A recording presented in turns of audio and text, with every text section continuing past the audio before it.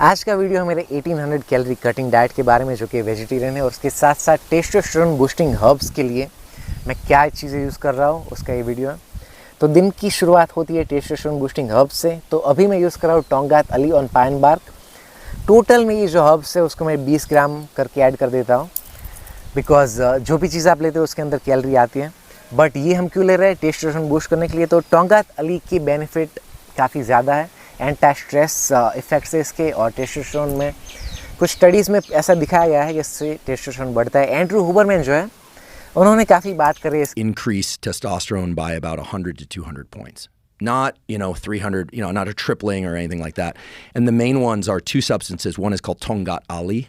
Oh yeah, that stuff's real, huh? Yeah. Oh yeah. इसकी जिनका testosterone level low है उनका तो बढ़ता है टेस्टोस्टेरोन, लेकिन जो नेचुरल जो नॉर्मल रेंज होती है टेस्टोस्टेरोन की, उसमें भी 100-200 पॉइंट की इंक्रीजमेंट हो सकती है टोंगात अली लेने से। और ये एक एफ्रोडीजियाक है, तो आपका लिबिडो एनहेंस होगा। एंड एक सेक्सुअल हर्ब्स के लिए ये बहुत ही टाइम से यूज़ हो रहा है मलेशिया में, इसे मलेशियन जिनसेंग भी बोलते हैं। एंड उसके बाद मैं पाइन बार्क यूज़ करता हूँ।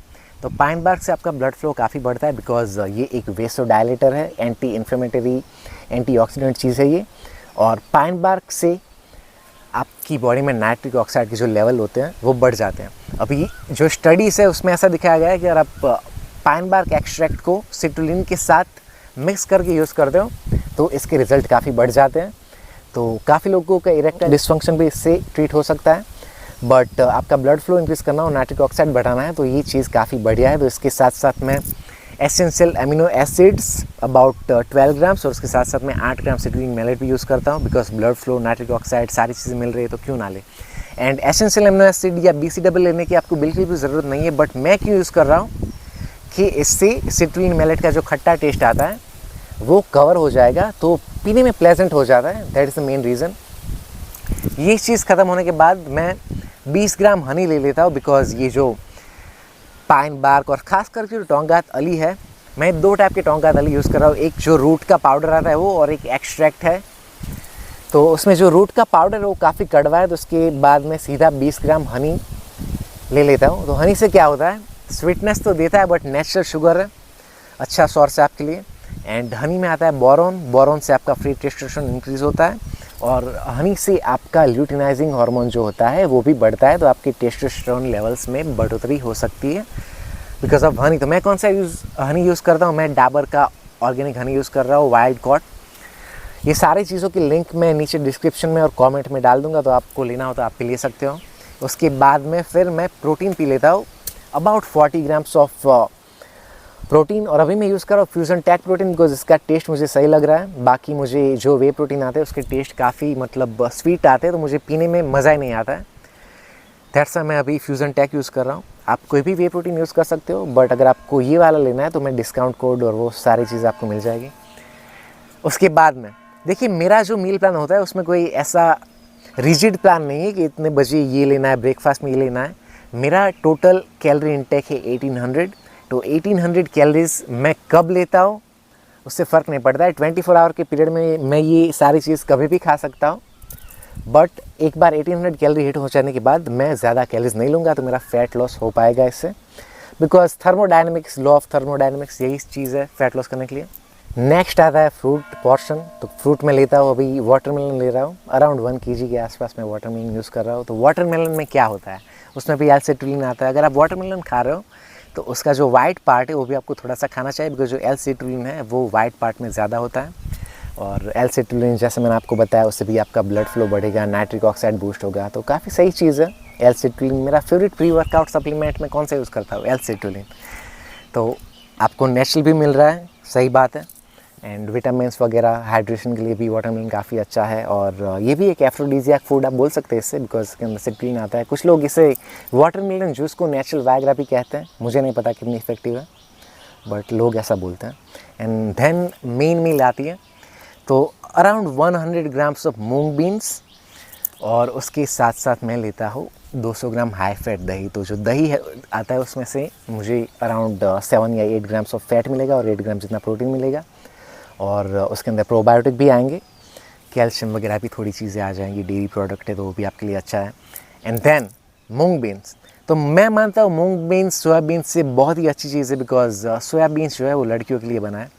शायद आपको पता नहीं होगा, लेकिन जो फॉरेन में कुछ ऐसी स्टडीज़ है कि जो मेनोपॉज में जो लड़कियाँ जा रही है, मतलब वुमन, उनको हेल्प करने के लिए ये लोग देते हैं सोया फूड। तो ये चीज़ क्या आपको खानी चाहिए?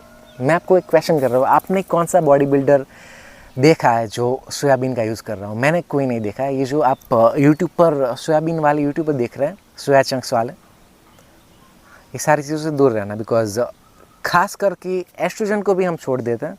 तो ज़्यादातर के जो सोयाबीन है वो जेनेटिकली मॉडिफाइड है और हाई इन क्या बोलते हैं उसे, ग्लाइफोसेट वाले हैं। तो ये चीज़ आपके लिए बहुत ही ख़राब है। और जो चाइना और जापान में जो लोग सोयाबीन खाते हैं वो फर्मेंटेड सोया होता है। तो इंडिया में जो सोया चंक्स आते हैं वो तो आप उससे दूर रहना। बट ये जो मूंग बीन्स है उसकी बात थी, बिकॉज मैं वो भी लेता हूँ, तो वो सही फूड है। विटामिन आपको मिलेंगे उसमें से, थोड़े मिनरल्स वगैरह, एंड प्रोटीन आपको मिलेगा अराउंड 24 ग्राम। उसके साथ साथ फाइबर भी काफ़ी अच्छा आएगा इसमें। और यस, और क्या चाहिए आपको? प्रोटीन और फाइबर दोनों मिल रहा है, थोड़े कार्ब्स भी आ जाएंगे, बिकॉज देखिए वेजिटेरियन में प्योर प्रोटीन का सोर्स तो कोई आएगा नहीं। तो इसमें अराउंड 24 ग्राम प्रोटीन के सामने अबाउट 70 ग्राम्स जितना कार्बोहाइड्रेट भी मिलेगा। अब अराउंड इवनिंग टाइम हो जाता है ये सारी चीज़ें खाते खाते, तो मैं यूज़ करता हूँ olive oil, extra virgin olive oil, जो कि दुनिया का सबसे हेल्दी फूड्स में से एक है। और ये शायद इन्फॉर्मेशन आपको पता नहीं होगी, बट आप जितनी भी बार खाना खाते हो उतनी बार आपकी बॉडी में डैमेज होता है। तो ये डैमेज जो होता है उसको आप फाइट कैसे कर सकते हैं? तो जो एंटीऑक्सीडेंट्स आते हैं, एंटी इन्फ्लेमेटरी फूड्स आते हैं, ये सारी चीज़ें किस में होती है? खास करके ऑलिव ऑयल में। तो ऑलिव ऑयल ये जो खाना खाने से डैमेज होता है उसके सामने प्रिवेंशन करता है। ब्रायन जॉनसन को आप शायद जानते होंगे, दुनिया का number 1 anti ageing leading expert है वो। तो वो ऑलिव ऑयल को बहुत ही यूज़ करते हैं। मैं अराउंड 34 ग्राम या 30 ग्राम जितना ऑलिव ऑयल यूज़ करता हूँ। और जो नॉर्मल इंडियन या कोई भी मतलब फ़ॉरेन का भी डाइट हो, तो उसमें ओमेगा 3 और ओमेगा 6 का जो रेशियो होता है वो इम्बेलेंस होता है, बिकॉज लोग सीड ऑयल्स खाते हैं और ओमेगा 6 उनका बहुत ही हाई होता है, बट ओमेगा 3 उनका कम रहता है। तो ये जो मोनोअनसैचुरेटेड फैट्स हैं वो आपके लिए काफ़ी हेल्दी है, जो कि आपको मिलते हैं ऑलिव में से। और सैचुरेटेड फैट्स तो आपकी डाइट में ऑलरेडी है, तो ये सोर्स भी आप ऐड करें, जिससे कि आपका ओमेगा 3 और 6 का जो रेशियो सही हो पाए और आपकी हेल्थ अच्छी हो पाए। और उसके बाद में अब ज़्यादा कुछ कैलोरी बची नहीं है, तो थोड़ा एंजॉयमेंट भी होना चाहिए। तो मैं खाता हूँ एक आइसक्रीम का कोई भी एक सिंगल पीस। देखिए याद रखिए, एक सिंगल पीस, एक चोकोबार हो सकती है, या फिर एक आइसक्रीम कॉर्न हो सकता है, या फिर आइसक्रीम सैंडविच हो सकता है, but quantity around 65 to 70 grams. तो उसमें अराउंड 200 से लेकर 220 कैलोरी आएगी। थोड़ी शुगर आएगी, थोड़ा प्रोसेस फूड भी हो गया है, जो कि आपके लिए उतना अच्छा नहीं है, बट मॉडरेशन में सारी चीज़ें चलती है। एंड अब दिन ख़त्म हो रहा है, कैलोरीज ऑलमोस्ट ख़त्म हो गई है, एंड लास्ट में हर्ब्स आते हैं। अश्वगंधा में यूज़ करता हूँ। तो अश्वगंधा से क्या होता है, आपका स्ट्रेस कम होता है, कॉर्टिसोल लेवल आपके कम हो जाते हैं, और आपका टेस्टोस्टेरोन भी 17% बूस्ट हो सकता है। और टेस्टोस्टेरोन बूस्ट की बात को हम छोड़ दें तो जो स्ट्रेस हार्मोन है कॉर्टिसोल, उसमें काफ़ी कमी होती है, और ये प्रूवन है। तो आपको स्ट्रेस वगैरह नहीं होगा इससे। और ये भी एक एफ्रोडीजियाक फूड आप इसे बोल सकते हैं। एंटीऑक्सीडेंट, ये जो सारे हर्ब्स है वो काफ़ी अच्छे एंटीऑक्सीडेंट्स भी है। आपकी स्लीप डेफिनेटली इंप्रूव होगी। बट अश्वगंधा का एक साइड इफ़ेक्ट हाल ही मैंने एक नोटिस किया है, जो है कि आपको फीलिंग्स उतनी ज़्यादा नहीं आती। तो मैं मतलब 100-150 ग्राम अश्वगंधा मैंने लास्ट मंथ में ख़त्म कर दिया। उसके बाद में मुझे कुछ फील नहीं हो रहा था ज़्यादा, तो अभी मैंने थोड़ा कम कर दिया अश्वगंधा का यूज़। बट इससे मेरी स्लीप काफ़ी अच्छी हो गई थी। और ये अश्वगंधा के बाद में फिर से ले लेता हूँ हनी, और हनी से फिर से आपको पता है क्या होता है, ल्यूटिनाइजिंग हार्मोन इंक्रीज होता है और बोरॉन मिलता है आपको, जिससे फ्री टेस्टोस्टेरोन आपका बढ़ेगा। एंड दूसरी बात, लास्ट चीज़ है, कैलोरी ख़त्म हो गई है, लास्ट सप्लीमेंट है जिंक प्लस मैग्नीशियम। तो जिंक में अगर आप डिफिशिएंट होगे तो आपका टेस्टोस्टेरोन कम होगा। तो जिंक का सप्लीमेंट में ले रहा हूँ, और जिंक के साथ में मैग्नीशियम भी आता है जो मैं यूज़ कर रहा हूँ। और मैग्नीशियम और अश्वगंधा का कॉम्बिनेशन जो होता है तो उससे नींद काफ़ी अच्छी आती है। तो ये जो डाइट है उससे आपका फ़ैट लॉस होगा। मेरा तो हो रहा है अभी, बिकॉज आपको मैं अपडेट करूँगा कि कितना फ़ैट लॉस हुआ, 6 पैक एब्स कब बने, कितना टाइम लगा, वो सारी चीज़ें आएगी इस चैनल पर। और ये जो सप्लीमेंट्स है ये साइंटिफिकली प्रूवन भी है। तो अगर आप ये कॉपी करना चाहें तो आप कर सकते हैं। And thank you for watching.